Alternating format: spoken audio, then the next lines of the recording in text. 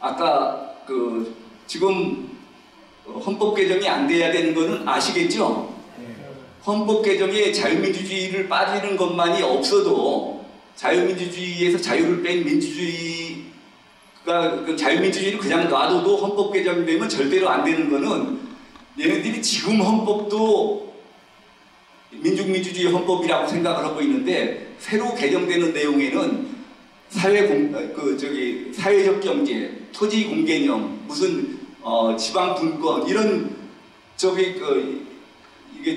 그러니까 사회주의 체제에 많이 가까운 그런 규정들이 많이 들어가 있습니다. 이 자유민주주의만 아니어도 그렇기 때문에 하여튼 쟤네들이 주도하는 헌법 개정은 절대로 되면 안 되는 겁니다. 그래서 우선 그 말씀 좀 드리고 사실은 시간은 다 됐지만 아까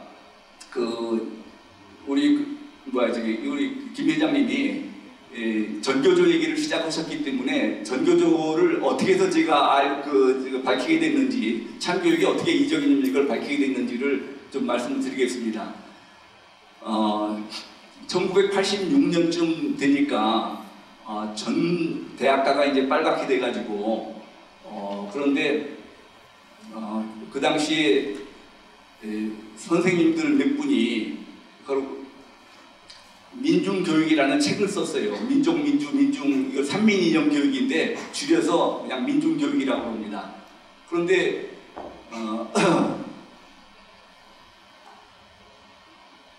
구속하신 검사님이 딴 데로 가시고 제가 뒤에 들어가서 이게 공소유지만 하는데 공판검사를 공소유지를 하는데 사실은 이제 이 공소유지 검사는 공판 카드라는 게 있어가지고 거기 써 있는 거 보고 거기에 허라는 대로만 하면 되는데 저는 또 아까 말씀드린 것처럼 이 사람들이 무엇을 가지고 공부를 하는지 다 읽어봤다고 했지 않습니까?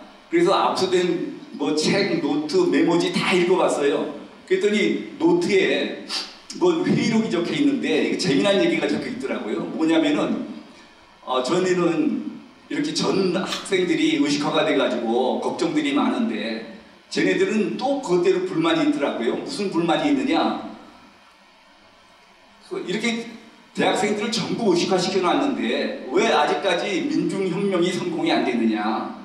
걔네들은 그게 불만인 거예요. 그래서 그 이유를 뭐라고 분석했냐면은 이 대학생들이라는 게 머리에 먹물이 들어있어서 아무리 알아도 행동하는 데는 한계가 있다.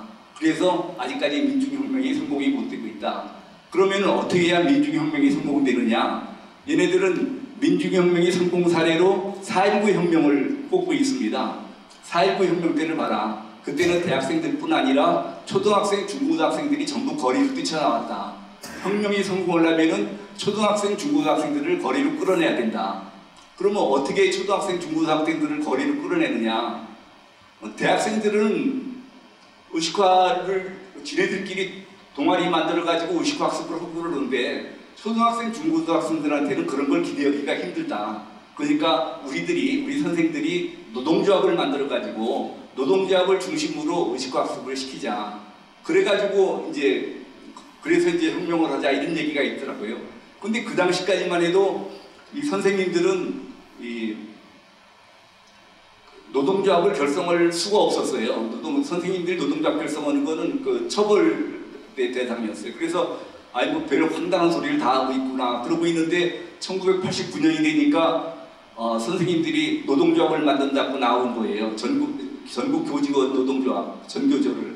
그런데 저는 그 당시에 대검 공안연구관으로 있으면서 노동전담을 하고 있었어요. 그건 사실은 노동조합이니까 노동전담이 맡아도 되는데 그게 선생님들이라고 해가지고 문교부에서 이 사건을 전교조 사건을 맡고 있었어요. 그래서 문교부에 대응하는 우리 검찰에서도 학원 담당이 그걸 맡아서 제 분야가 아니었죠.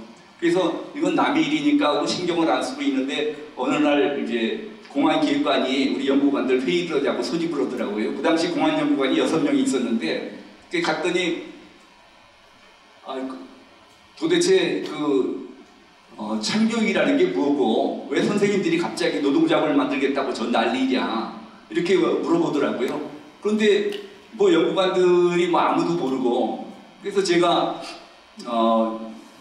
아까 노동조합을 왜 만든지는 아까 제가 그 회의록에서 본 거를 말씀드렸고, 참교육이라는 거는 일본 교육 황폐화의 주범이라고 그러는 일본 교원노조에서 쓰는 참 진짜 진교육을 갖다가 우리말로 바꿔서 참교육이라고 그러는 거다. 근데 왜 그 참교육이라고 그러느냐? 기존의 교육을 전부 가짜 교육이라고 하는 거다. 기존의 교육은 왜 가짜 교육이냐? 기존의 교육은 지금 학생들은 대부분 민중계급의 자식들이고, 이 학생들이 나가서 부르주아 계급으로 갈 사람은 극히 소수고 대부분의 민중계급이 될 텐데, 민중계급의 자식이고 민중계급이 될 학생들한테 자본가를 위한 부르주아의 부르주아를 위한 그 자본주의 교육을 시키는 것은 잘못된 거다. 이게 쉽게 얘기해가지고 그런 그 민중교육 책을 보면은 이게 사례가 쭉 나옵니다. 이런 식이에요. 이 버스 안내양이 있지 않습니까? 옛날에 버스 안내양이 있었는데 요새는 없죠. 버스 안내양 아시죠? 네. 버스 안내양한테 이를테면은 요금 받은 거를 삥땅하지 말라, 훔쳐지지 말라라고 가르치는 거는, 그거는 버스 차주를 위한 교육이지 그게 무슨 안내양을 위한 교육이냐? 그건 안내양을 위한 교육이 아니라는 거죠. 그러면은 아니 버스 안내양이 그러면은 그 마음대로 삥땅하라고 하고 뭐 회사 직원은 마음대로 횡령하라고 그러고 그렇게 하면은 그게 사회가 유지가 되겠습니까? 이게 말도 안 되는 건데, 이게 또 굉장히 이게 또 그 당사자들한테는 설득력이 있어가지고, 그래서 이제 참교육이라는 건 이제 그런 식이다. 기존의 교육은 그래서 가짜 교육이라고 그러는 거고, 이게 지금 그렇지 않은 교육이, 그럼 어떤 게 참교육이냐? 민중이 주인되는 나라를 만드는 교육, 민주주의 국가를 만드는 교육, 민중 혁명 역량을 키워주는 교육이 참교육이다. 이렇게 된 거예요. 그런데 이제 그 당시에 이 사람들이 이제 그런 얘기는 밖에다가는 안 하죠. 그런데 그러니까 그 당시에 이제 우리 학부형들이 학교의 이제 부패에 너무 이제 진절머리를 내고 있어가지고, 가면은 촌지를 줘야 되지, 무슨 뭐 애는 그 컬피터면은 그 체벌을 해가지고 얻어맞고 오지, 또 뭐 입시 위주로 교육을 하지, 이런 거에 대해서 불만이 많이 있다가 그 당시 선생님들이 참교육을 한다 그러니까 이 그 참교육이 뭐라는 얘기는 들은 적이 없는데, 학부형들끼리 참교육을 이게 자체적으로 그 상상해냈어요. 그러니까 자기네들이 이 학교 교육의 문제라고 생각했던 체벌 안 하는 교육, 촌지 안 받는 교육, 입시 위주가 아닌 교육, 이렇게 생각을 해가지고 학부모들은 막 절대적으로 환영을 했죠. 사실은 이게 그 끔찍한 얘기인데, 애들을 혁명 전사로 기르겠다라는 건데, 그러니까 혁명 전사로 기르니까 무슨 뭐 학업 성적을 올릴 생각은 전혀 없는 거죠. 나가서 돌팔매질을 할 수 있는 그런 애들로 기르면 되는 거죠. 그래서 이제 그렇게 얘기를 했더니 이 같이 듣고 있던 연구가들이 뭐 문제가 생겼어요? 문제가 생겼어요? 이 같이 제 얘기를 들은 연구관들이 제 말 듣고, 우리나라 선생님들이 그럴 리가 있느냐? 지금 고검사고 말하는 거 보면 항상 과격하다고 말이야. 그래서 그러면서 내 말을 대검의 의견으로 할지 말지를 한번 표결을 해보자고 그러더라고요. 그래서 내가 아는 사람 모르는 사람 무슨 표결이 있냐? 그리고 공안검사는 같은 공안검사냐? 나는 10년째 공안검사를 하고 있고, 당신네들은 엊그저께 공안부 배치받아가지고 와서 이제 공안검사라고 하고 있는데, 이게 무슨 투표감이 됐냐? 싫으면 관둬라. 내 나라만 망하냐? 네 나라도 망하지. 그러고서 내가 돌아와 버렸어요. 조금 있으니까 공안기획관이 나를 보자고 그러더라고요. 그래서 갔더니 그 당시 노태우 대통령인데, 노태우 대통령이 화가 많이 났다는 거예요. 이 도대체 선생님들이 이 노동조합을 만들겠다고 그러는데 도대체 이 사정기관들은 뭐 하고 있는 거냐. 그래가지고 이제 급히 청와대에서 이제 관계기관 국장들 회의를 하는데, 원래는 담당이 이제 학원 담당이 가야 되지만 학원 담당은 여기에 대해서 전혀 모르는 것 같고, 고검사 말이 믿op지는 않지만 그래도 뭔가를 아는 것 같으니까 고검사가 좀 대신 가달라고. 그래서 뭐 상사가 시키니까 가야죠. 근데 가면서도 아니 같은 공안검사끼리도 내 말을 안 믿어주는데 청와대 가서 했다가 얼마나 그 망신을 당하겠어요. 그런 얘기 했다가. 그래서 아유 나는 그걸 한마디도 안 하고 있다가 그냥 자리만 채우고 있다 와야 되겠다. 그러고서 갔더니 그 당시 이제 청와대 정무비서관이 윤여준 비서관이에요. 윤여준 씨 아시죠? 네. 윤여준 비서관이 하고 이제 각 기관의 이제 국장급들이 한 20명 쭉 와 있는데 뭐 경찰, 안기부, 보안사, 교육부, 노동부 뭐 해가지고 다 이제 와 있는데 또 묻는 말이 똑같죠. 뭐 도대체 참교육이라는 건 뭐고 왜 갑자기 선생님들이 이렇게 노동조합을 만들겠다고 그러느냐. 그래서 이쪽서부터 쭉 얘기를 해가지고 뭐 노동부, 교육부, 경찰, 기무사, 안기부 다 물어봐도 아무도 아는 사람이 없는 거예요. 그래서 다 모르겠다 해가지고 아이고 내가 이제 이 왼쪽에 앉아 있는데 아유 그러면은 혹시 그 대검에서 오신 고검사님 좀 여기에 대해서 말씀해 주실 거 없습니까? 그러는데 나까지 모른다 그러면 그냥 끝나버리게 생겼더라고요. 그래서 에라 모르겠다 하고서는 뭐 알아듣든지 말든지 하고 똑같은 얘기를 또 해줬죠. 근데 여기는 분위기가 확 다른 거예요. 아 고검사님 그 좀 글로 써주실 수 없습니까? 그러니까 지금 제가 또 얼마나 또 감동이 됩니까? 이게 지금 검찰에서는 알아주지도 않는데 그래서 남자는 뭐 자기를 알아주는 사람을 위해서 목숨도 바친다고 그러는데 그게 지금 얼마나 그 공안연구관이 바쁜 자리인데 그날 집에 가서 밤샘 해가지고 전교조가 표방하는 참교육의 실체 해가지고 제가 글을 써가지고 청와대에 보내줬어요. 청와대에서는 그걸 또 정리해서 이쁘게 팜플렛을 만들어가지고 전국 초중고등학교에 다 이제 배포를 하고 그 다음 주일 이제 월요일 날은 그 당시에는 대검에서 확대 간부회의 하는 날은 연구관들이 돌아가면서 토픽을 정해서 이제 그 검사장들한테 이제 발표를 해주는 거예요. 검사장님들 눈귀를 틔워준다고 그래가지고. 근데 그때 이제 발표를 해야 될 사람이 마침 이게 저더라고요. 그래서 제가 이미 이제 뭐 그 전교조 얘기는 전교조가 표방하는 참교육의 실체는 이미 작성이 돼 있고 또 그 당시 막 사회적으로 전교조가 엄청 시끄러울 때이기 때문에 잘됐다 싶어가지고 그걸 그대로 보고를 했어요. 그랬더니 그 당시에 검찰총장이 김기춘 실장님이십니다. 이분이 또 얼마나 정확하신 분입니까? 딱 듣자마자 고검사도 당장에 언론에 배포해. 그래서 뭐 이미 뭐 다 돼 있는 거 복사만 해가지고 기자실 안에 있으니까 기자실에다가 이제 배포하면 됐죠. 근데 그때가 언제냐 그러면은 예를 들어서 그 당시에 전교조 가입원 교사가 2만 명쯤 됐는데 교육부에서 뭐라고 그랬냐면은 6월 30일까지 탈퇴하지 않으면 전원 해임 처리하겠다 그랬어요. 그런데 그때가 막 6월 28일쯤까지 됐는데 탈퇴한 사람이 10여 명밖에 안 됐어요. 그런데 2만 명을 어떻게 해제를 시킵니까? 이게 지금 도저히 안 되는 얘기인데 그 다음날 아침에 전 언론에 제가 쓴 것이 글자 한자도 안 빼고 이 양면에 꽉 채워가지고 신문에 그게 전 언론에 다, 전 신문에게 다 보도가 됐어요. 그러고 나서 이틀 동안에 93%가 탈퇴를 했어요. 남은 사람이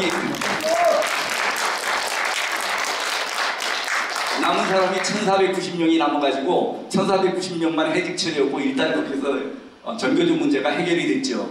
그 다음에 이제 1999년에 와서 이제 김대중 대통령이 전교조 이제 노조를 만들 수 있도록 이걸 지금 허락하는 바람에 또 이제 시끄러워졌는데 일단 이제 제가 그렇게 됐고 사실 전교조는 저하고 뗄 수 없는 관계가 있는 게 제가 이런 그 밖에 나와서 애국단체 활동을 하는 것이 전교조 때문에 그랬습니다. 제가 2006년도 1월 말에 퇴직을 하는데 그 당시에 저는 그래서 이게 언론에도 보도됐고 그러니까 국민들이 다 알 줄 알았어요. 그런데 아무도 신문을 안 보시는 거예요.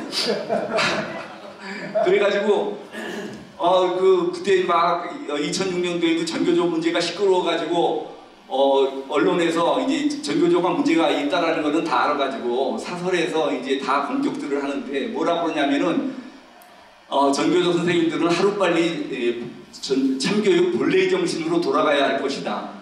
그러면 참교육이 혁명 역량을 키워주는 교육인데 참교육 본래의 정신으로 돌아가야 된다 그러는 거는 참교육이 뭔지를 전혀 모르는 얘기 아니에요. 그래서 언론사 지금 그 논설위원들도 모르는데 이거 큰일 났더라고요. 그래서 이거 국민들한테 한 명이라도 더 알려야 된다. 그래서 이제 반국가교육 척결 국민연합이라는 걸 만들어가지고 거기서 이제 제가 강연도 다니고 많이 그렇게 했는데 요새는 그래도 이제 전교조가 이게 좀 그 황당한 이거 이런 나쁜 단체라는 것을 많이 알으셔가지고 지금 하여튼 뭐 많이 보람을 느끼고 있습니다.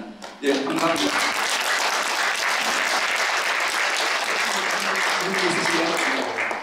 아유, 오늘 주제가 그러니까 대한민국을 부정하는 이념과 그 실체입니다.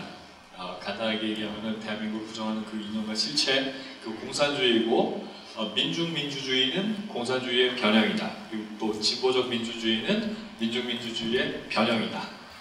그리고 또 이 공산주의, 민중민주주의, 또 진보적 민주주의는 그냥 민주주의.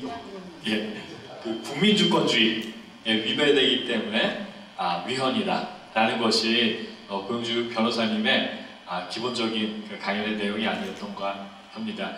정말 훌륭한 강연이었죠? 네. 예, 큰 박수 부탁드리겠습니다.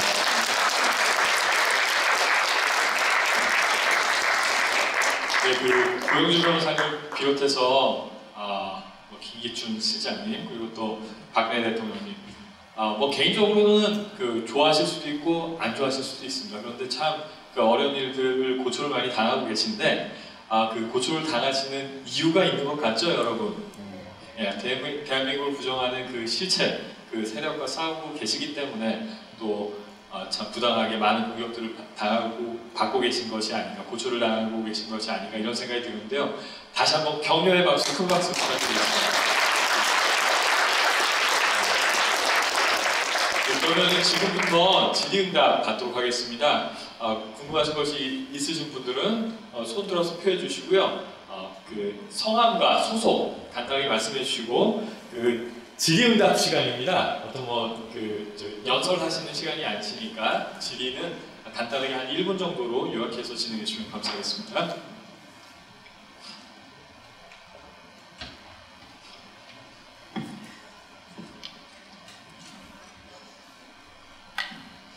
네, 안녕하세요. 트루스포럼의 이건희라고 합니다. 강연 잘 들었습니다. 감사합니다.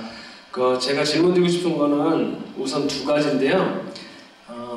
요즘에 뭐 다양성을 존중해야 된다, 뭐 민주주의는 그런 것도 수용할 수 있어야 된다, 뭐 이런 논리로 뭐 광화문 한복판에서 계속 뭐 공산당이 좋아요, 뭐 이런 얘기 계속 하고 있잖아요.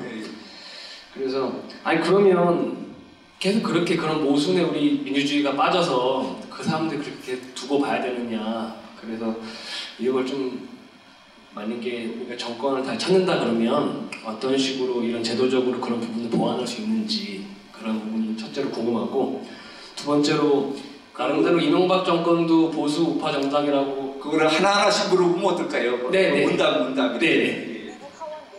아주 중요한 질문을 해주셨는데 사실 시간이 있으면은 제가 원래 그 강의 내용 안에 들어 있어야 되는 건데 물어봐 주셨어요. 아주 감사합니다.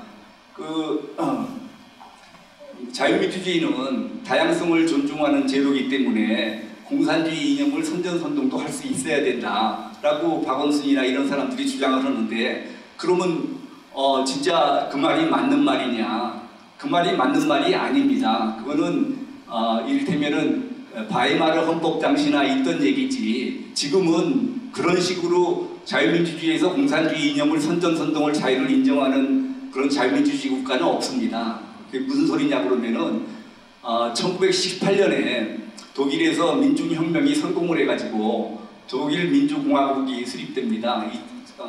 1919년에. 그런데 그 독일 민주공화국의 헌법을 베를린 옆에 조그마한 그 바이마르 지방이라는 데서 헌법 초안이 완성이 됩니다. 그래서 그 헌법을 바이마르 헌법이라고 그러고, 독일 민주공화국을 우리나라 제1공화국, 제2공화국 듯이 바이마르 공화국이라고 합니다. 그런데 바이마르 공화국의 헌법은 국민의 권리와 자유를 철저하게 보호를 해서 국민의 자유와 권리를 보호한다는 면에서는 가장 모범적인 헌법입니다. 그래서 그런데 워낙 국민의 자유와 권리만 보장하다 보니까 체제를 보호하기 위한 장치가 부족했어요. 그래서 1933년에 합법적으로 나치 정권이 들어서게 됐습니다. 그래가지고 1945년 나치 정권이 멸망한 후에 독일에서는 나치 정권이 들어선 거에 대해서 엄청나게 수치스럽게 생각을 해가지고 그 이후에 1956년에 공산당 독일 공산당을 해산하면서 독일 서독 연방 헌법재판소가 방어적 민주주의 원리를 선포를 했어요. 뭐냐면은 자유민주주의가 아무리 다양성을 존중하는 제도라고 하더라도 자유민주주의를 해치려는 자유민주주의 적에게까지 자유민주주의를 해칠 자유를 인정할 수는 없다. 이게 너무나 당연한 얘기인데 이게 지금 방어적 민주주의 원리입니다. 이 방어적 민주주의 원리가 1956년에 생겨난 이후로는 전 세계 모든 자유민주주의 국가가 전부 방어적 민주주의 원리를 채택하고 있어요. 그러니까 박원순 같이 공산주의 주장도 할 수 있어야 된다라는 것은 바이마르 헌법 당시의 얘기를 지금 하고 있는 겁니다. 그래서 공산주의 이념의 선전선동을 자유로 인정하면 안 되고, 그런데 광화문에서 저런 공산주의 선전선동하는 공산당을 만들자 뭐 이런 얘기가 어떻게 해서 나오느냐, 그거는 당연히 국가보안법 위반이지요. 국가보안법 위반인데 사실상 이 좌파 정권이 저거를 사법 처리를 안 하기 때문에 사법 처리 국가보안법을 개정하려고 그러니까 국민들이 저항이 심해서 2004년도에 국가보안법 폐지하려고 하다가 시청 앞을 완전히 애국 국민들이 메워가지고 그래서 겁먹고서는 국가보안법 폐지하는 거를 포기했거든요. 그런데 국가보안법 폐지하는 거는 국민들 저항 때문에 어려우니까 사실상 국가보안법에 대해서 집행을 안 해가지고 무력화시켜버리려고 해요. 그래서 지금 답답한 얘기죠. 저게 그 경찰도 안 건드리고 검찰도 안 건드리고 안기부, 기무사 아무데도 안 건드리니까 저게 답답한 얘기입니다. 그러니까 저거는 어떻게 보면 저거를 처리할 수 있느냐, 정권 교체를 해야죠. 뭐. 맞습니다. 또 뭐 물어보시려고 그랬습니다.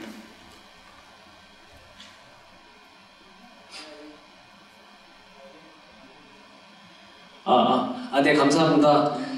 다음으로 질문 드리고 싶은 것은, 제가 뭐 이명박 대통령은 개인적으로 모르는데요. 그래도 같은 우파 정권으로는 알고 있었는데, 그 당시에 왜 검사님께서 그 부분에 대해서 헌법위원 관련된, 잠시만요. 그 뭐라 그러지? 통진당에 관련해서 그 부분에 대해서 왜 진행이 안 됐는지에 대해서 좀 구체적으로 설명을 아시는 범위 내에서 해주실 수 있는지 부탁드립니다. 예, 그 당시에 뭐 법무부 장관, 아니 법무부에는 우리가 그 청원서를 냈고 사적으로 또 내 법무부 장관도 다 알으니까 법무부 장관도 만나서 얘기도 하고 청와대 쪽에도 얘기를 하고 그랬는데 끝까지 안 돼가지고.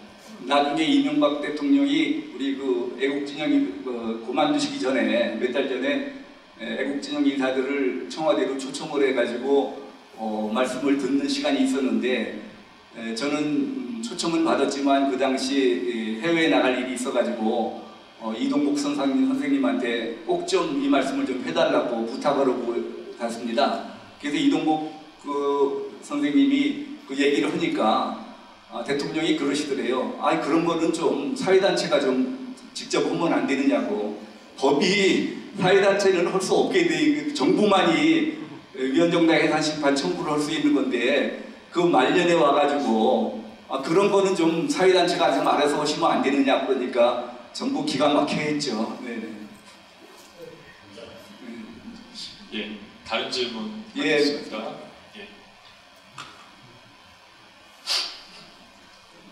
고영주 이사장님 감사합니다. 존경합니다. 몇 가지 질문 드리겠습니다. 예. 조금 전에도 이제 국가보안법을 언급을 하셨습니다. 예.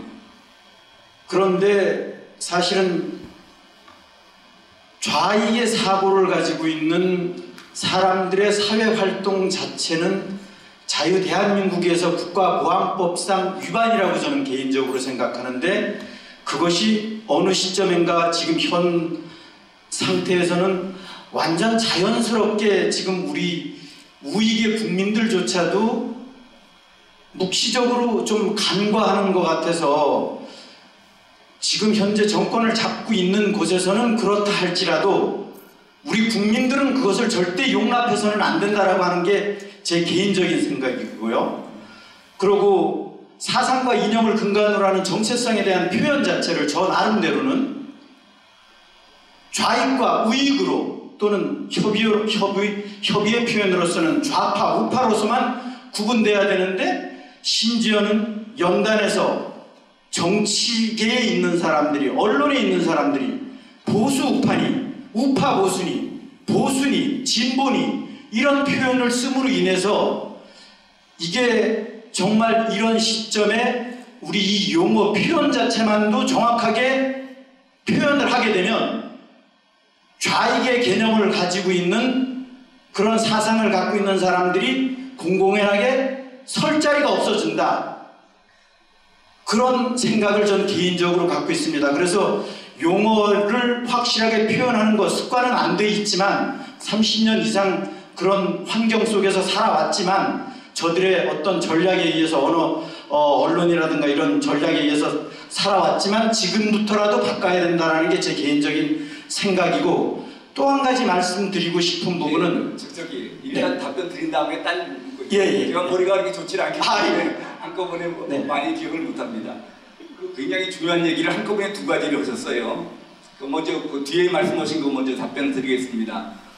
저는 보수, 진보라고 나누는 거에 대해서 절대적으로 반대로 합니다. 우리가 보수라고 그러면 저쪽을 진보라고 해야 되는데 저 공산주의가 무슨 진보 사상입니까? 아니죠. 아까 말씀드린 것처럼 쟤네들은 왜 쟤네들이 진보라고 그러냐면은 유물사관에 의해서 아까 원시 공산사회로부터 고대 노예제 사회, 중세 봉건사회, 근세 자본주의 사회를 거쳐서 공산주의 사회가 되는 거다. 그래서 공산주의가 자본주의 사회 다음이다. 지네들이 주장을 하는 거죠. 근데 그 유물사관이 맞는 사관이 아니거든요. 그 지네들이 진보된 사관이라고 그런다고 우리가 저걸 진보라고 인정하면 됩니까? 안 되죠. 그래서 우리나라 정치 풍토에서도 우리가 보수라고 그러면 저쪽이 진보라고 인정을 해주는 거기 때문에 우리가 보수라는 말을 쓰면 안 됩니다. 그래서 제가 우리 그 애국단체들한테 강력하게 주장을 해가지고 보수란 말 대신에 애국이란 말을 쓰자. 애국단체, 애국진영, 애국세력, 애국인사 뭐 이런 식으로. 그래서 처음에는 애국이라는 말 쓰기가 굉장히 어색했었는데 쟤네들이 자유니 뭐 민주니 무슨 인권이니 다 찾아해갔잖아요. 그래서 애국은 그나마 우리가 먼저 선점을 해가지고 지금은 이제 많이 자연스럽게 애국단체, 애국진영, 뭐 애국인사, 뭐 애국심이 다 나옵니다. 그래서 그건 저하고 완전히 그 의견을 같이 해서 가급적이면은 우리가 애국이라고 그러면은 그러면 상대는 뭐냐? 뭐 종북 세력이든지 좌익 세력이든지 뭐 그렇게 표시해 주시면 되죠. 네. 그리고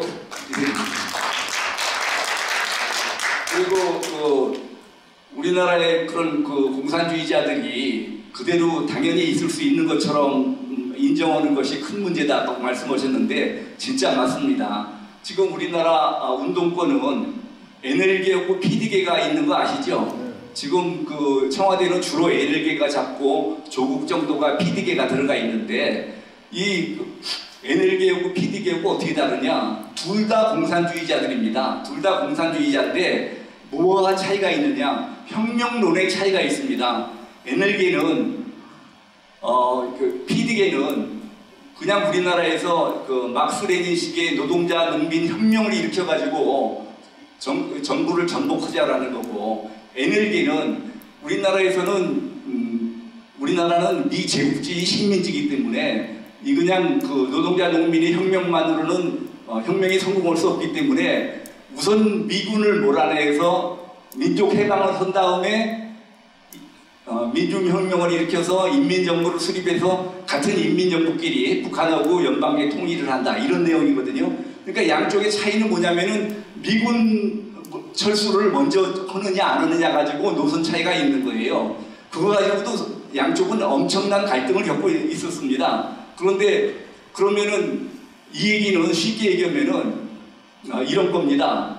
아버지가 돈을 벌어서, 아버지는 돈이 많은데 우리 그 아들 둘이 그렇게 의논을 한 겁니다. 우리 마음대로 쓰려고 그러니까 아버지가 돈을 마음대로 안 주는 거예요. 세상에 그런 게 어디 있느냐. 우리 집 재산인데 같이 써야지. 그러니까 그러면 어떻게 하면 되느냐. 그러면 아버지를 죽이면 된다. 그래서 그럼 어떻게 죽이냐. 큰아들은 총으로 쏴 죽이자 그러고 작은 아들은 칼로 찔러 죽이자 그러고 그런데 이제 아버지가 그걸 알았어요. 알으니까 아니 너희들이 나를 죽이려고 하는 건 알겠는데 그러면은 그 죽이려고 하는 그 무기를 총이나 칼을 그거 살라면 그건 너희 돈으로 사라. 아버지 돈으로는 사지 말아라. 지금 그렇게 했다고 지금 김기춘실장님이 구속돼 있는 거거든요. 그 지금 그러면 총이 위험하냐 칼이 위험하냐 똑같죠. 뭐 사람 죽는데 똑같아요. PD가 덜 위험하고 NL이 뭐 더 위험하고도 없어요. 그러니까 근데 우리나라에서는 뭐 NL계 PD계 뭐 통상 얘기를 하잖아요. 그럼 NL계 PD계 그러면 가만히 있고 나처럼 공산주의자다 그러면은 막 난리가 나요. 지금 NL계 PD계는 다 공산주의자들입니다. 이해가 되셨습니까? 네. 추가로 간단하게 한 가지 예, 질문을 올리도록 하겠습니다. 질문이라기보다는 이제 저는 지금 대한민국 한반도 정세 자체를 많은 언론에서 심지어는 연단에서 정치권에서 정치적인 문제로 취급하고 있습니다. 99% 100% 그런 것 같습니다. 그런데 저는 개인적으로 이런 부분에 대해서는 잘은 모르지만 대한민국 상황은 정치 상황이 절대 아니다.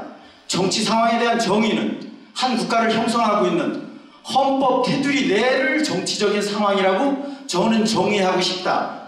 헌법 테두리 내에서 옳고 그름을 따지고 갑론을박하는 것은 충분히 있을 수 있는 일이고 정치적인 상황에 관한 부분은 헌법 테두리 내의 문제는 종교인들은 공직자들은 정치에 개입하면 안 된다라는 나름대로 통념을 가지고 있습니다. 그런데 5,200만 국민 중에 거기에 해당되는 분들은 종교를 가지고 있고 공직자들을 빼면 나머지 한 1, 20%, 20, 30% 되려나요? 그런 묵시적인 관계 때문에 이건 강 건너 불 보듯 하는 지금 현재 상황, 헌법 테두리 밖은 정치적인 상황 문제가 아니라 체제의 싸움, 체제의 이데올로기의 싸움이다 라고 하는 것이 저의 개인적인 생각이기 때문에 5,200만 국민들이 정말 진정으로 나라를 걱정한다면 그런 것부터 확실하게 정립해야 되고 정립하고 나서야 된다라는 생각이 저의 개인적인 생각입니다. 그리고 또 한 가지 이거는 젊은 사람들이 먼저 답변을 드리고 그다음 말씀하시죠. 네. 예. 제가 답변 드릴 필요 없이 아주 정확하신 말씀이십니다. 옛날에 어떤 사람이 새는 뭐 좌우 양날개로 난다 뭐 이런 말도 하고 그러는데 그것이 말이 안 되는 것이 방금 말씀하신 것처럼 그 헌법을 지키는 사람 내에서 그 한도 내에서 좌파와 우파가 있는 거지 우리나라처럼 미국은 그렇지 않습니까? 미국은 좌파든 우파든 다 헌법을 존중하고 그 안에서 좀 더 어려운 사람은 많이 신경을 쓰느냐 소수자에 대해서 배려를 하느냐 좀 덜 하느냐 가지고 좌우가 나눠져 있는 거 아닙니까? 그런데 우리나라의 좌파는 체제를 전복하려고 하는 사람들이에요. 이거는 사실은 좌우로도 말이 안 되는 얘기고 체제 전복 세력 내지는 반대한민국 세력 뭐 이런 식으로 규정을 해야 되는데 하여튼 체제 내에서 헌법을 인정하는 한도 내에서 뭐 화해도 있고 융화도 있고 그런 것이지 아니 한쪽은 체제를 전복하는 세력이고 한쪽은 체제를 지키려고 하는 세력이고 그 중간이 뭡니까? 체제를 반만 허물고 맙니까? 그런 거는 이게 완전히 잘못된 생각이죠. 그래서 정확하게 헌법 내에서만 좌파 우파가 얘기가 있는 거지 헌법을 부정하는 세력이고 그 좌파 우파 개념하고 다릅니다. 그는 이해가 되십니까? 예. 마무리하도록 하겠습니다. 예. 그리고 여기 젊은 분들이 좀 있으시고 또 그러신 것 같은데 포털을 방송을 신문을 라디오를 전부 다 믿지 않고 있습니다만 포털에 지금 당장 네이버나 네이트나 구글이나 검색창에서 내 나라 하면 대한민국을 의미하지 않습니까? 지금 핸드폰 가지셨으니까 전부 다 검색해보시면 아시겠지만 내 나라라고 검색하면 조선민주주의 인민공화국으로 검색이 됩니다. 그것이 대한민국의 현주소입니다. 이런 내용이 정말 전국적으로 전 국민들한테 홍보가 되었으면 좋겠고 심각함을 재인식하는 계기가 되었으면 좋겠습니다. 그래서 사실은 네이버가 너무 편향이 심해서 이게 지금 정부하고 동업을 하는 게 아니냐 그런 의심들을 많이 받고 있어요. 그래서 사실은 네이버는 우리나라 포탈이기 때문에 우리나라의 거를 애용을 해줘야 되는데 너무 편향이 심으니까 전부 구글로 가자고 그래가지고 요새 그 우파들은 애국 진영에서는 구글로 가는 사람이 많습니다. 구글을 이용하는 사람들이 많아요. 그래서 이거는 국산품을 애용해야 되는데 워낙 편향이 심해가지고 네이버를 좀 깊이 하자고 그러기도 그렇고 좀 그렇습니다. 예. 내 나라 검색해 보셨나요 지금? 네. 그렇게 나오네요. 참 충격적입니다. 다음 질문 받겠습니다. 다른 분들도 질문하실 수 있도록 하나씩만 질문해 주시면 감사하겠습니다. 감사합니다. 말씀 잘 들었습니다. 7호학번의 물리학과 최지장. 오래됐네. 허은과 졸업하셨네요. 이과라서 참 좋습니다. 저도 여러 가지 질문을 해야 되는데 간단하게 저는 통진당 해산될 때 뭐 국가정보회의가 있고 내라는 뭐가 있어가지고 그 해산된 줄 알았더니 미리 그렇게 이제 그거를 준비를 하셨네요. 진보 정당 때부터 그 정강에 기초해가지고 해산 준비를 해오신 겁니까? 저요? 아니 그러니까 이 통일당 해산 과정이 네. 미리부터 그러니까 저는 이제 이석기가 그 무슨 회의를 해가지고 뭐 SK를 뭐 RO 조직이 발견돼서 했느냐? RO 조직이 발견되기 훨씬 전에 2011년도에 제가 그 청원을 했다고 말씀드렸죠. 그런데 이제 그것을 미루다가 RO 조직까지 발견이 되니까 이제 그때 자신을 가지고 법무부도 이제 대통령령을 받아서 법무부도 이제 자신 있게 내려드는 거죠. 예, 하여튼 그리고 제가 이제 국민주권주의 이제 말씀하셨는데요. 국민주권주의가 아무리 이제 물론 그래도 결국은 대의 정치를 우리는 해야 되는 거잖아요, 그죠? 국민주권주의는 대의 정치를 얘기하는 거예요. 이렇게 직접 민주주의라고 광장에 나와가지고 하는 그거는 그 자유민주주의 본래의 뜻하고 반합니다. 그거는. 아니 그래서 저는 이제 지난번에도 제가 강사님께 질문을 드렸는데 유신헌법 같은 경우는 이 국민주권주의하고 어떻게 되는 건지 국민주권주의에 합당한 헌법이었는지 그건 좀 이를테면은 국민주권주의를 부정한 거는 아니고 이를테면은 그 지도자를 선출하는 방법에 간선제를 택한 거 아니겠습니까? 지도자를 선출하는 방법에 직선제도 있고 간선제도 있고 미국 대통령은 간선제 아닙니까? 그런데 제가 그거는 뭐 그냥 넘어가고 한 가지만 쫙 더 하겠습니다. 이게 저는 이제 주권주의 사실 그것 때문에 우리가 싸우고 있는 게 아닌 것 같아가지고 지금 우리가 북한하고 싸우고 있는데 북한은 그 공산주의도 아니고 그 사회주의도 아니고 그 이상한 나라 아닙니까? 그런데 저희가 그래서 그거를 구별할 때 무슨 주권주의도 물론 그렇지만 오히려 인권 쪽에 포커스를 둬야 되는 게 아닌가 하는 생각이 들거든요. 지금 사실상 인권에서 차이가 나는 건데 법적으로 이게 자유민주주의하고 자유민주주의 아닌 거하고 이를테면은 군주제에서도 좀 국민들 인권을 많이 존중하는 나라도 있을 수 있고 그래서 인권 같은 거는 이게 정량적인 얘기지 정성적인 얘기가 아니잖아요. 그러니까 국민주권주의냐 아니냐는 딱 갈라지잖아요. 그래야 이제 구분이 되죠. 인권이 어느 정도까지면은 자유민주주의 국가로 하고 지금 전 세계의 인권을 쭉 1번부터 쭉 지금 서열을 매기면 우리나라가 뭐 20몇인가 된다고 그러지 않습니까? 그럼 몇 위까지가 그러면은 자유민주주의 국가고 몇 위까지는 그 자유민주주의 국가가 아니고 그렇게 매길 수가 없잖아요. 그러니까 법적으로 하려고 그러면은 국민주권주의를 인정하느냐 안 하느냐로 따져야 그게 분명하게 구별이 되지. 뭐 인권이니 뭐니 이런 건 여러 가지 부수적인 상황이죠.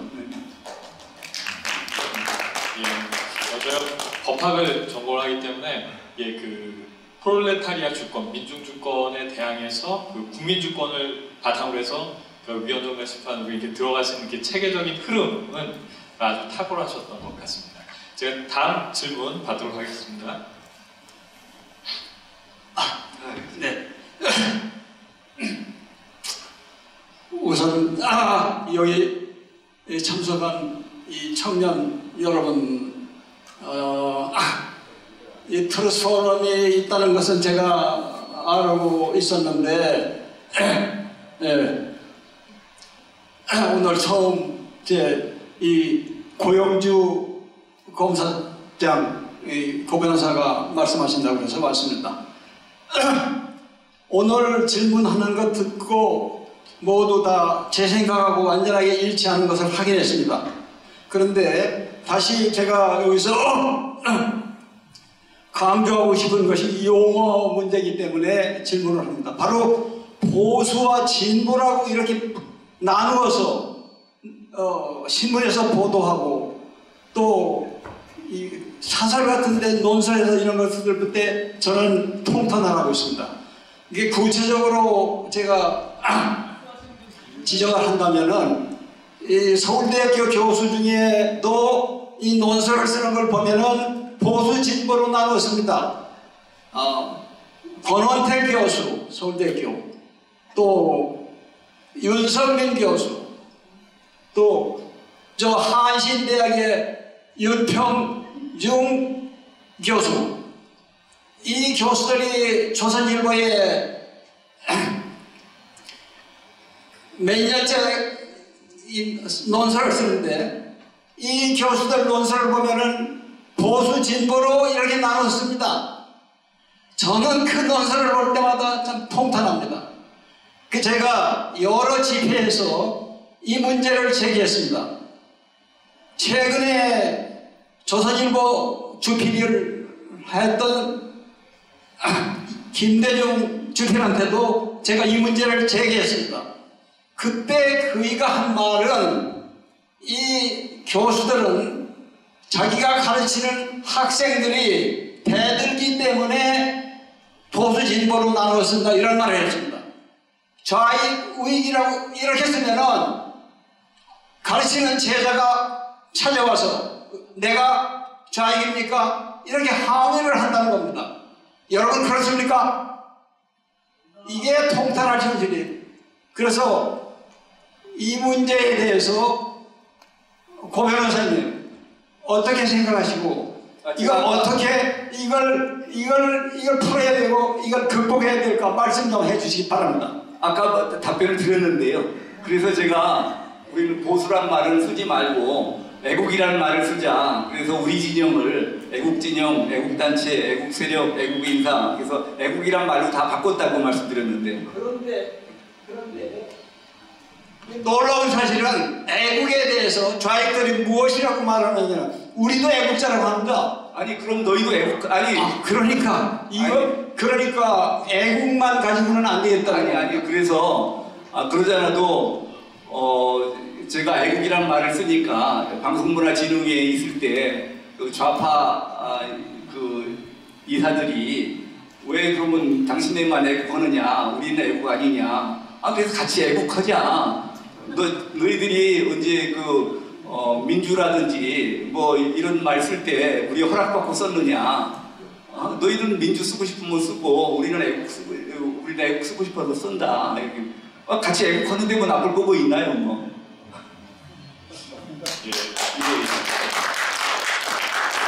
제가 그 마지막 질문 하나만 더 받겠습니다. 젊은 분께서 좀 그러면은 이제 오늘 마지막 질문 제가 부탁드리겠습니다. 이게 현실적인 제 의문입니다. 지금 황교안 총리가 나와서 공식 석상에서 제일 처음에 한 일성이 내가 누굽니까? 통진당을 해산한 사람입니다. 그렇게 말해서 국민 대부분 그렇게 알고 있거든요. 근데 오늘 그 변호사님 강의 중에 황교안이라는 말은 한마디도 안 나왔거든요. 그 관계가 어떤지 좀 해명 좀 해주십시오. 그 위원정당 해산 심판 청구를 하게 된 계기를 제가 만드는 거죠. 제가 통진당이 위헌정당이라는 이론 구성을 제가 했고 또 이게 청와대에 얘기를 해가지고 대통령을 통해서 관철되도록 했고 황교안 장관은 장관으로서 법무부가 주무부서거든요. 장관으로 나와서 열심히 해가지고 해산을 시켰잖아요. 그러니까 거기서는 실무를 한 거고 저는 통진당의 위헌정당이라는 이론 구성을 제가 했고 그것이 청와대에서 정책으로 반영되도록까지를 제가 했고 그 다음에 실제 실행을 법무부 장관이 한 겁니다.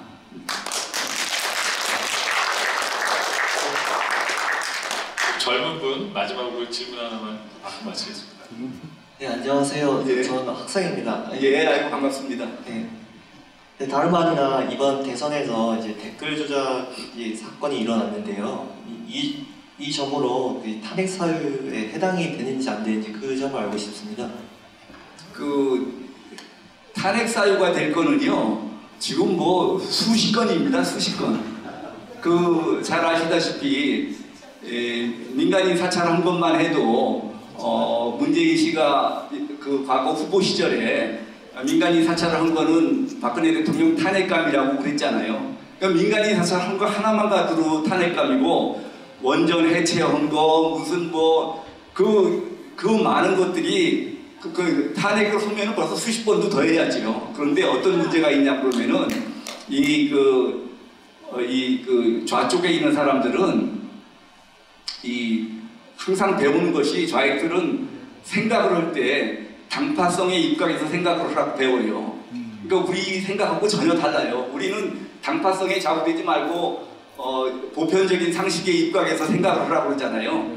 그러니까 그 좌익들은 당파성의 입장에서 생각을 하는 것을 습관이 된 사람이기 때문에 대통령이 이를테면 문재인 씨가 살인을 저질러도 아마 거기 편들 겁니다. 그러니까 탄핵은 절대로 안 돼요.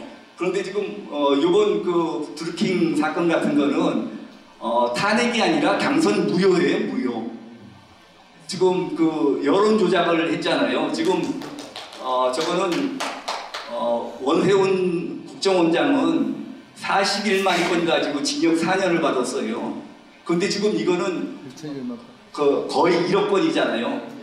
김경수가 관여한 것만 8,840만 건이에요. 그러면은 벌써 200배가 넘는 거죠. 41만 건에다가 8,880만 건이면 어떤가요? 200배는 그러니까 그거는 이거는 그러니까 이게 부정선거인데 부정선거라고 그러면 사람들이 투개표에 부정이 있는 것만 부정선거라고 생각하는데 현대와 같은 디지털 시대, 전자시대에는 그런 식으로 여론 조작하는 것이 부정선거예요. 맞습니다. 예. 그래서 이거는 당연히 그 당선 부효감입니다. 문제는 그거를 당선 부효를 만들어내는 그런 의지와 역량이 있느냐가 문제죠. 되겠습니까? 네. 그리고 마지막에 젊은 분들이 손을 많이 들어주시는데 저희 젊은 친구 질문 하나 더 들어도 괜찮겠죠? 네. 예.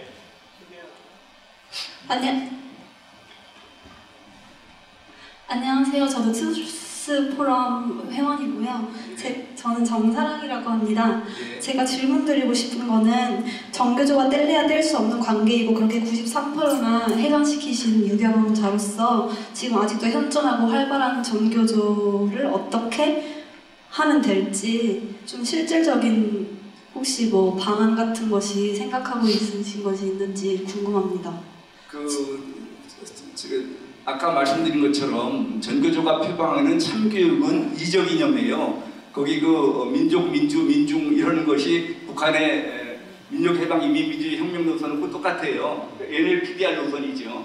그래서 전교조는 사실은 전체가 이적 단체예요. 그래서 제가 그러니까 반국가 척결 교육 국민연합을 할 때 전교조를 이적단체로 고발을 했어요.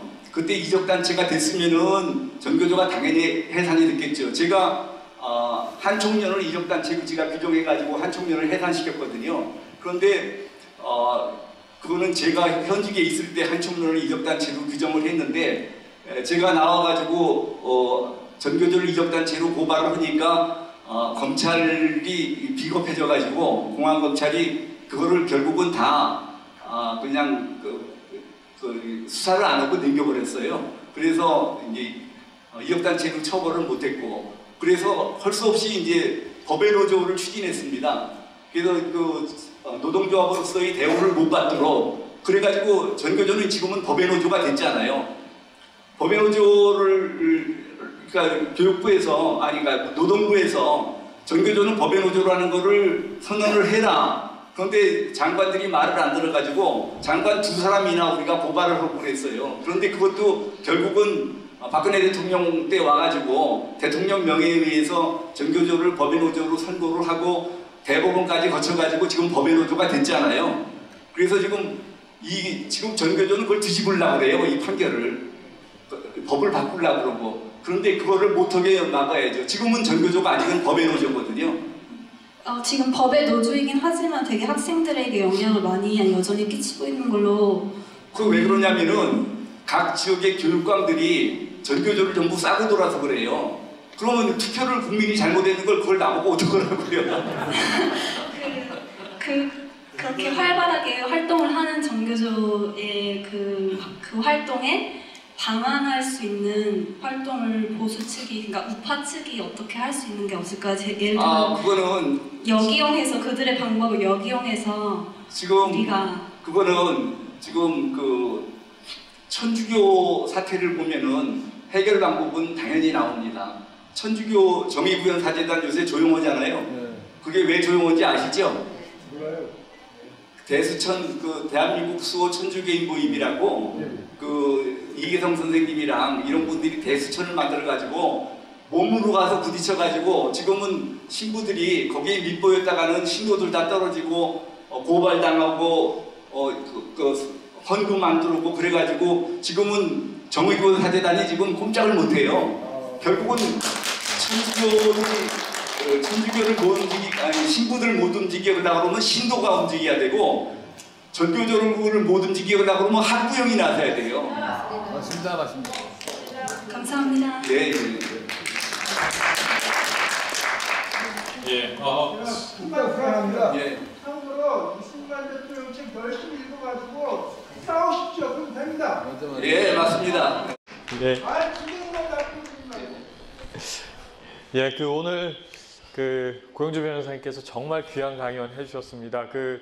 여러모로 사실은 이렇게 고초도 많이 당하시고 정말 이렇게 수고 많이 하고 계신데요. 다시 한번 큰 박수, 감사의 박수 부탁드립니다. 예. 감사합니다. 예, 방금 전에 대수천 말씀해 주셨는데 저는 개신교인이라서 사실은 이렇게 천주교인 친구들이 어떻게 생각하는지 잘 몰랐습니다. 그런데 천주교는 정말 이렇게 하이라키, 계급이 정말 철저하기 때문에 신부님 말씀에 대드는 거, 반하는 거를 파문당할 위험을 각오하고 하더라고요. 그래서 저는 상당히 놀랐습니다. 그런 점에서 대수천 이 단체 이계성 회장님 이런 분들이 참 수고 많으신 것 같은데 사회 각계에서 그런 목소리를 내는 목소리들이 이렇게 높아져야 하지 않나 그렇게 생각을 했습니다. 오늘 젊은 분들도 많이 와주셨고 또 학교 안에서도 여러분들이 와주신 것 같은데요. 실제로 정말 이렇게 혁명에 미친 사람들이 있습니다. 저 같은 경우에는 대학교 처음에 1학년 때 입학했을 때 그런 사람들 몇 명 만났어요. 빨치산을 만났다. 빨치산을 만났는데 이게 혁명이라는 게 어려워 보이지만 어려운 게 아니라고 하더라. 6.25 때 인민군이 쳐내려오는 걸 보니까 일주일 만에 대한민국이 거의 함락될 뻔했다. 그러니까 결정적 시기가 오면은 혁명이란 것도 이렇게 어느 순간 완수될 수 있을 것이다. 이런 얘기를 장난처럼 하더라고요. 장난처럼 하는 것들을 봤는데 그런 분들이 이렇게 실제로 이 대학에는 있었고 또 그분들이 운동권을 통해서 학생회를 장악했고 또 그런 학생회를 통해서 대학 문화가 그런 분들의 이렇게 사고 방식이나 그런 언어나 이런 시스템에 의해서 이렇게 많이 영향을 받아서 지금까지 내려왔던 그 진실을 우리가 목도하고 함께 대응할 필요가 있지 않나 그런 생각을 해봤습니다. 오늘 강연 제목이 대한민국을 부정하는 이념과 실체 인데요. 바로 대한민국의 건국부터 사실 이렇게 대한민국은 그 공산주의라는 거짓된 사상과 싸워서 이겨서 그 세워진 나라입니다. 그리고 또 그 고영주 변호사님께서 말씀해 주신 것처럼 우리도 지금 그 싸움을 싸우고 있습니다. 공산주의의 변형된 사상들과 지금도 그 싸움을 계속 싸우고 있는데요. 그런데 저는 대한민국의 운명이 아닌가 싶습니다. 공산주의와 싸워서 이겨서 세워진 이 나라가 결국에는 또 공산주의의 변형들, 지금 이 대한민국뿐만 아니라 미국에서도 사회주의가 바로하는 그런 현상들이 있습니다.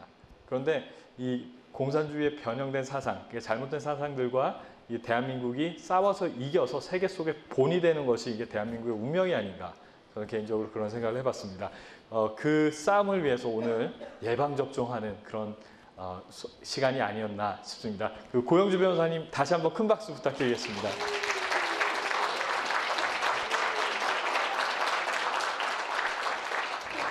몇 가지 광고 말씀 드리겠습니다. 저희가 2월 달에 행사가 아주 많습니다. 2월 달에 아주 행사가 많습니다. 앞에 보이시나요? 투루스 아카데미 진행을 합니다. 제3회 투루스 아카데미 진행을 합니다. 대한민국의 진단과 기독교 보수주의라는 제목으로 이틀에 걸쳐서 진행을 하는데요. 2월 25일, 26일 이렇게 양일 동안 진행을 합니다. 관심 있으신 분들은 저희가 페이스북을 통해서 이제 홍보를, 공지를 올려드릴 겁니다. 그러면은 저기 인터넷 사이트를 통해서 접수해 주시고 참석해 주시면 됩니다. 강연은 이곳에서 진행을 합니다. 그리고 27일에는 저희가 처음으로 아주 특별한 행사를 진행을 합니다. 트루스 포럼 대학 신입생 오리엔테이션을 진행을 합니다. 이게 사실 고등학생들 졸업하고 나서 대학 들어가고 나서 사실 안 좋은 생각들에 영향을 되게 많이 받습니다. 지금은 어떤 면에서 고등학교에서 전교조 교육을 이미 받고 들어와서 이게 또 그 상황이 어떤지 모르겠지만 대학 들어오고 나면은 어떤 이렇게 문화적인 충격들, 또 대학 안에서 이렇게 술 마시는 문화나 또 성적으로도 많이 타락하기 쉬운 그런 환경 속에 이렇게 노출되는데요. 그런 환경을 만나기 전에, 미리 대학에 들어가기 전에 저희가 대학 신입생 오리엔테이션을 진행을 하려고 합니다. 그래서 대학 생활하면서 이렇게 가이드라인을 제공을 하고 또 트루스 포럼에 관심 있는 친구들이 이렇게 같이 활동할 수 있는 그런 시간으로 오리엔테이션을 진행을 하려고 합니다. 그래서 이제 고등학교 졸업하고 이제 대학 막 들어가려고 하시는 분들 주변에 많이 계시죠? 그런 분들 계시면은 꼭 소개해 주십시오. 꼭 소개해 주시고 저희 트루스 포럼 회원들하고 함께 이 오리엔테이션을 진행을 하려고 합니다. 날짜는 2월 27일입니다. 그래서 2월 25, 26, 27 이렇게 저희 트루스 아카데미 그리고 또 트루스 포럼 신입생 오리엔테이션 이렇게 진행을 합니다. 그리고 또 다른 활동이 있습니다. 저희 트루스 포럼은 박근혜 대통령 탄핵에 대해서 부정적인 인식을 공유하고 있습니다. 이것은 박근혜 대통령에 대해서 개인적으로 마음에 좋아하시는 분이 계실 수도 있고 싫어하시는 분이 계실 수도 있습니다. 하지만 탄핵 사태 자체는 언론의 거짓된 선동으로 진행된 것이었고 그렇기 때문에 대한민국의 근간, 특히나 법치주의를 근본적으로 침해하는, 파괴하는 그런 위험한 선동에 의해서 진행된 사태였다라고 저희는 이렇게 생각을 하고 있습니다. 그렇기 때문에 이 탄핵 사태에 대한 반성적인 고찰이 반드시 필요하다고 생각을 합니다. 많은 분들이, 어떤 분들은 탄핵 사태에 대해서 이제 우리가 덮고 가야 되는 것이 아니냐 이렇게 말씀하시는 분들도 계시고, 어떤 분들은 아니다, 이거는 반드시 묻고 가야 된다 이렇게 말씀을 하시는 분들도 계십니다. 이 역사적으로 이렇게 참 중요한 탄핵이라는 이슈에 대해서 누구보다도 사실 국회의원분들이 다시 한번 반성적으로 고찰하실 필요가 있지 않나 싶습니다. 그래서 저희가 트루스 포럼에서 탄핵 질의서를 만들었습니다. 국회의원분들께서 한 분 한 분께 다 보내드렸는데요. 2년 전에 진행되었던 탄핵 사태, 그리고 또 탄핵 결의를 진행하셨는데 거기에 대해서 현재 어떤 생각을 가지고 계신지 저희가 정중하게 여쭙는 문서를 발송을 했습니다. 그래서 그 문서에 대해서 저희가 회신을 기다리고 있는데요. 그런데 국회의원분들이 회신을 잘 해주실까요? 예, 안 해주시죠. 근데 참 감사하게도 관심을 보이시는 분들이 계십니다. 그리고 또 저희가 좀 더 강력하게 저희 목소리를 전달하기 위해서 국회에서 저희가 세미나실을 빌려서 트루스 포럼 탄핵 질의서 간담회라는 이름으로 행사를 진행을 합니다. 그리고 그곳에서 저희가 어떤 일을 할 것이냐, 두세 명씩 짝을 지어서 국회의원 사무실에 모두 방문하려고 합니다. 300명 정도 되시는데 탄핵 질의서에 대해서 저희가 정중하게 정치적인 의견은 다를 수도 있습니다. 하지만 저희는 답변을 원합니다. 그리고 또 국회의원분들은 이런 역사적인 어떤 선택을 하셨을 때 거기에 대해서 역사적인 책임을 지신다는 그 책임감을 가지셔야 됩니다. 그거를 저희가 일깨워드리기 위해서 이 행사를 합니다. 그래서 여기 계신 분들도 꼭 함께 해주시면 감사하겠습니다.